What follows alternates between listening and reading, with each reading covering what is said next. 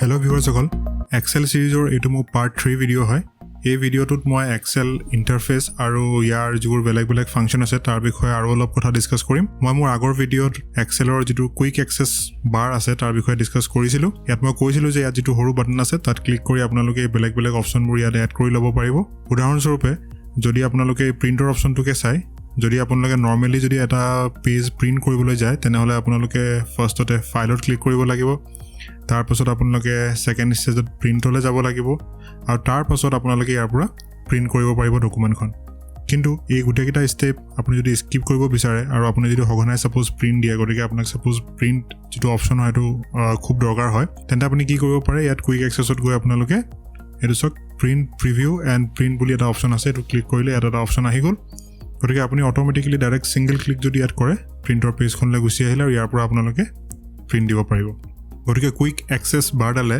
আপোনাৰ যিবোৰ favourite command আছে সেইবোৰ সোনকালে এক্সেস কৰাত বহুত সহায় কৰে কিছুমান ফৰ্মুলা বা কিছুমান ফাংচন হয়তো আপুনি হগনা ইউজ কৰে গতিকে সেই ফাংচনবোৰ বা সেই ফৰ্মুলাবোৰ আপুনি ইয়াত এড কৰি থব পাৰে ইয়াত দেখিবলৈ পাইছে যে মই যদি এই বাটনটো ক্লিক কৰো মোৰ ওচৰত এইবোৰ অপচন থাকে বেলেগ হয়নে তাৰ উপৰি যদি মই আৰু এডিশনাল ফিচাৰ বা ফাংচন যদি মই ইয়াত এড কৰিব বিচাৰো কুইক এক্সেস বাৰডালত তেতিয়াহলে মই মোৰ কমান্ডছত ক্লিক কৰিব লাগিব আৰু তাৰ পৰা মই এইবোৰ সব ইয়াত বেলেগ ফাংচন দিয়া আছে মই সিম্পলি ইয়াত ক্লিক কৰি যদি এডত দিও আৰু তাৰ পাছত যদি মই ওকে কৰো তেতিয়াহলে দেখিছে এটো সক ৰিফ্ৰেশ বাটনটো এলা আহি গৈছে ঠিক একেদৰে যদি মই তাৰ পৰা কিবা এটা বাটন অতৰাব বিচাৰো তেনেহলে আপুনি ইয়াত গৈ মোৰ কমান্ডছলৈ গ'ল ৰিফ্ৰেশ অল টু সাপোজ মই অতৰাব বিচাৰিছো সো সিম্পলি আপুনি ইয়াত ৰিমুভত ক্লিক কৰিলে আৰু তাৰ পাছত আপুনি ওকেত ক্লিক কৰিব পাৰে আৰু এনে ধৰণে আপোনাৰ যেটো কুইক এক্সেস বাৰ আছে হেডাল আপুনি কনফিগাৰ কৰি ল'ব পাৰে ইয়াৰ উপৰিও আৰু এটা ইজি উপায় আছে হেতু হৈছে যদি সাপোজ আপোনাৰ হোম ট্যাবটোৰ আন্ডাৰতে বেলেগ ফাংচনবোৰ আছে ইয়াৰ ভিতৰত যিকোনো এটা ফাংচন সাপোজ আপুনি কুইক এক্সেস বাৰডলত ইউজ কৰিব বিচাৰিছে সিম্পলি আপুনি তাৰ ওপৰত ৰাখি যদি আপুনি ৰাইট ক্লিক কৰে তেন্তে আপুনি ইয়াত দেখিবলৈ পাব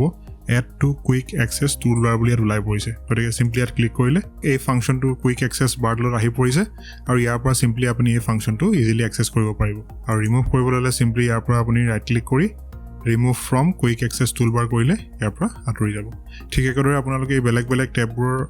আন্ডাৰত বহুত বেলেগ ফাংচন আছে এই সকলোবোৰ আপোনালোকৰ দৰকাৰ অনুযায়ী বা আপোনালোকৰ নিড অনুসাৰে আপোনালোকে এই কুইক এক্সেস বাৰডলত আপুনি এড কৰি ল'ব পাৰে কুইক এক্সেস বাৰডলৰ কথা ইয়াতে সামৰিছো এতিয়া যদি মই মেইন ওয়াৰ্কশিটখনৰ কথা কওঁ এইখন হৈছে এক্সেলৰ মেইন ওয়াৰ্কশিট ইয়াত আপোনালোকে লেফট হেণ্ড সাইডে দেখিবলৈ পাইছে এইবোৰ ৰো আছে 1 2 3 4 এনেদৰে আপোনাৰ বহুত ৰো আছে তললৈকে আৰু যদি আপুনি হৰাইজন্টেলি চাই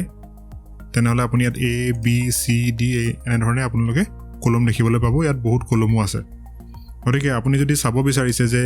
ইয়াতনো কিমান ৰো আছে সিম্পলি আপুনি ইয়াত ক্লিক কৰি যদি আপোনালোকৰ কিবৰ্ডত কন্ট্ৰোল আৰু ডাউন এৰোটো প্ৰেছ কৰে তেনে দেখিবলৈ পাইছে ইয়াত আপোনালোকৰ কিমানটা ৰো আছে 1048576 টা ৰো আছে গতিকে বহুত ডাঙৰ এখন ওয়াৰ্কশিট হয় ঠিক একেদৰে যদি আপুনি এফালে চাব বিচাৰিছে যে কিমান কলম আছে সিম্পলি আপুনি কন্ট্ৰোলত প্ৰেছ কৰি যদি ৰাইট এৰোটো আপুনি ক্লিক কৰে তেনেহলে দেখিবলৈ পাব ইয়াত XFD লৈকে আপোনাৰ কলমছ আছে হয়নে মানে প্ৰথমতে আপোনাৰ A B C D E F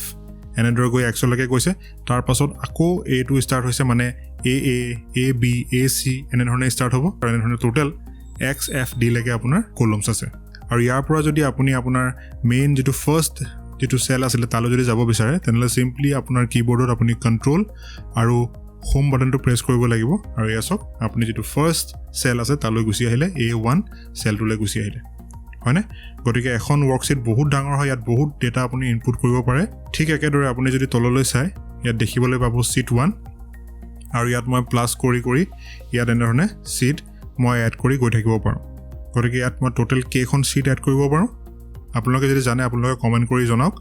আমি ইয়াত টোটাল 255 খন আমি শীট এনেধৰণে এড কৰিব পাৰো আৰু এই উটে শীটবোৰৰ যেটো কালেকচন সেই সকলোবোৰক একেলগে এক্সেল ওয়াৰ্কবুক বুলি ক'ব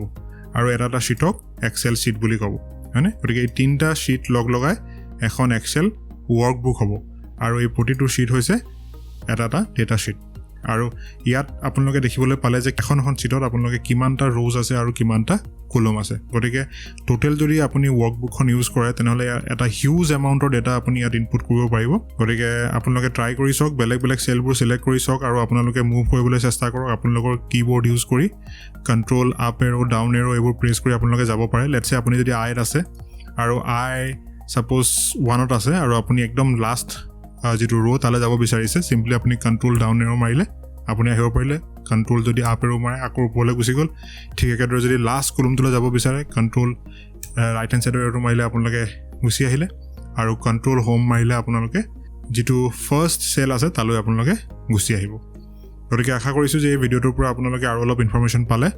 গতিকে এই সকলোবোৰ ইনফৰমেশ্যন আপোনালোকে এবাৰ নিজে ট্ৰাই কৰি চাওক আশা কৰিছোঁ ভিডিঅ'টো আপোনালোকৰ বাবে হেল্পফুল হ'ল মোৰ পৰৱৰ্তী ভিডিঅ'বোৰ চাই থাকিব আৰু যদি মোৰ আগৰ ভিডিঅ'বোৰ চোৱা নাই সেইবোৰো চাওক কাৰণ মই চিৰিয়েলি এটা দুটাকৈ এক্সেলৰ ওপৰত টিউটৰিয়েল দি আহিছোঁ আজিলৈ ইমানতে সামৰিছোঁ আকৌ লগ পাম এটা নতুন ভিডিঅ'ত বাই বাই